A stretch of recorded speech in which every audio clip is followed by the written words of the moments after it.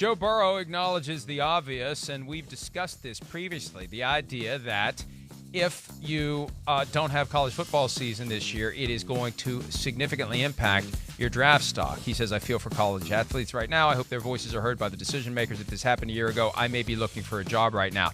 He's right, because, Chris, he came out of essentially nowhere. His first season with LSU was not impressive. He told me before the draft the difference between first season and second season. He went back, decided to work on his footwork, get his feet under him when he was making off-platform throws, and it made all the difference in the world. His statistics went from to incredible from one year to the next.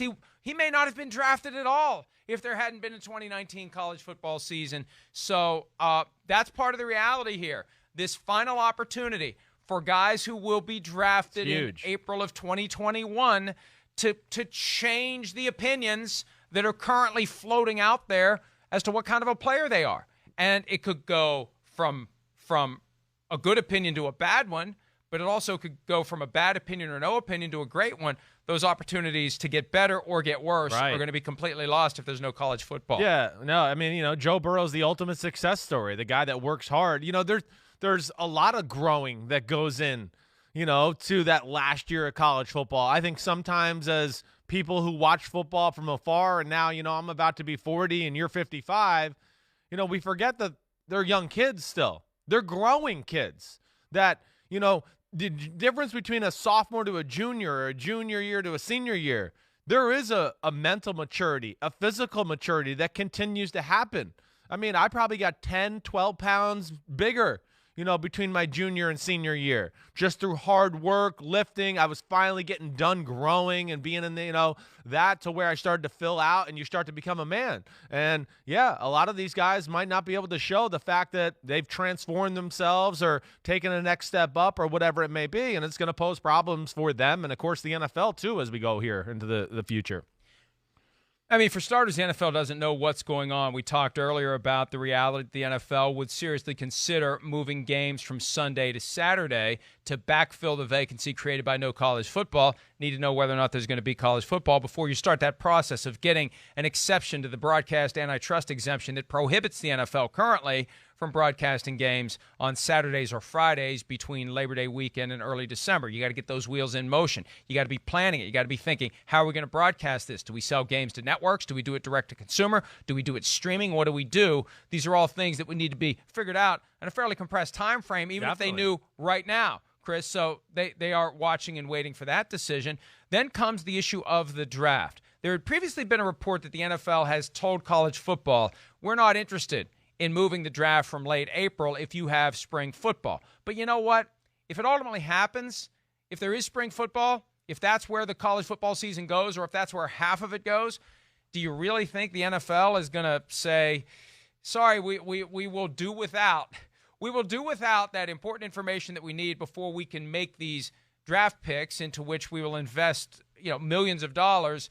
I think that, and also to the extent that it holds together the draft-eligible players who otherwise would say, see you later. If the draft is going forward in April, football's happening in the spring, they're not going to stick around and play. They're going to go get ready for the draft. So you're helping college football. You're helping yourself. I think it's a no-brainer to move the draft if a significant chunk of college football happens in the spring. Well, that's why they got to figure this out too. I mean, because let's say Clemson, let's say the ACC goes and says, we're just going to wait to the spring. Well, I don't know. I mean, what are they going to do? Are they going to make Trevor Lawrence play spring football? Like that doesn't seem right. So Clemson can't make him do anything. No. He taps out. See you later. That's right. Well, I think you're going to have that. I mean, we're already seeing that with the guys that kind of know they're in the first round conversation. They're dropping out. Well, why? What's there to risk? Right? They're not going to play spring football. That's not going to happen. So these teams are going to have different looking teams. Are going to have to at least reorchestrate their roster, because I think they are going to be missing those guys. Now, what happens with those guys who sit out? I mean, do you have two drafts? Do you have one where it's like, hey, we got a bunch of these guys who, through the NFL, we all kind of valued them as first, second, third round guys.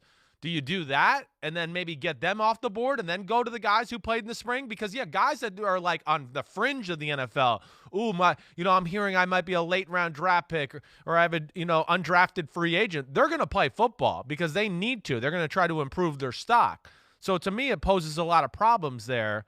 And I don't know how that exactly works. Now, I think it's one draft. It's one draft only. It doesn't get expanded with extra rounds. Remember that idea came out for this year because of all the uncertainty. The NFLPA is never going to agree to more rounds. It's always better to have fewer rounds, and then it's up to the teams to go out and attract the undrafted free agents. 7 rounds, one time, 2021. They're going to have to decide when to do it, and one of the keys is going to be when college football season will unfold, and it very well could be half of it's in the fall and half of it's in the spring. Brian Gutekunst, the Packers GM, mentioned yesterday the possibility of some sort of a combine in December if there is no college football season in the fall. And, Chris, I don't know if we talked about this recently or not. I talked about this with somebody. The idea that can we even have a scouting combine in February in the middle of the pandemic? Are we even at the point? People are already canceling things into early 2021.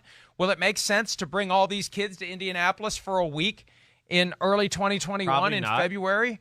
I have a feeling we won't be there. I have a feeling there won't be any media there. If there is, it's going to be a very, very small crew, probably employed by the NFL and appearing on NFL Network. Other than that, everybody else will be shut out if they even have it. So December for some sort of a combine, how can you do that? We're already seeing teams that are at the disadvantage of not being able to bring in players to work out now because of the issues with testing and clearing them. So it's a mess all around, but the NFL is going to have to get very creative here, potentially. The first thing is they just have to know what college football is doing. And they're not going to press college football for an answer because they are very respectful of their free farm system that is college football. But I'm sure that there are people in the league office right now that wish college football would make up its damn mind so the NFL can start making some decisions. Yeah, you're right. That domino's got to fall first before the NFL can figure out what they're going to do. And it seems like we're still a few weeks away from college football figuring that out. And, it's really weird. The NFL and college, they might have to change some rules. They might. Again, for the people like Trevor Lawrence, just think of him. That's the guy I'm going to use because we're all kind of putting him as the number 1 pick in the draft and all that. He's the best guy to talk about here. But, okay, what if Clemson doesn't play football? How does the NFL evaluate him going forward? I think that's a real question. You're right, bringing it up, because I don't think the combine is going to be a safe thing. I don't know if the NFL is going to want to deal with that, getting people from all different parts of the country coming to one city. I don't know if Indianapolis would be real happy about hosting that either. But if you have an area scout in the Clemson area, a guy like Trevor Lawrence, he's going to have to stay in shape, ready. I'm not playing football, but maybe they have unlimited workouts for teams this year. If a team wants to send a representative and do things the right way, hey, every Wednesday we'll have Trevor Lawrence work out for one team, whatever it may be. There is so many moving pieces and targets here that they got to figure out that are going to affect people's lives. And we're just at the very beginning phases of all of this. And remember, last year, once the pandemic hit, all the workouts ended. No visits, no workouts, no pro days, nothing. And that may be the reality again for the NFL going forward. First step, though, what's college football going to do? Hopefully we'll all get an answer somewhat sooner rather than later. Let's take a break. When we return, some what's more likely, including Darius Slay with some strong comments about his former head coach. More PFT Live coming at you right after.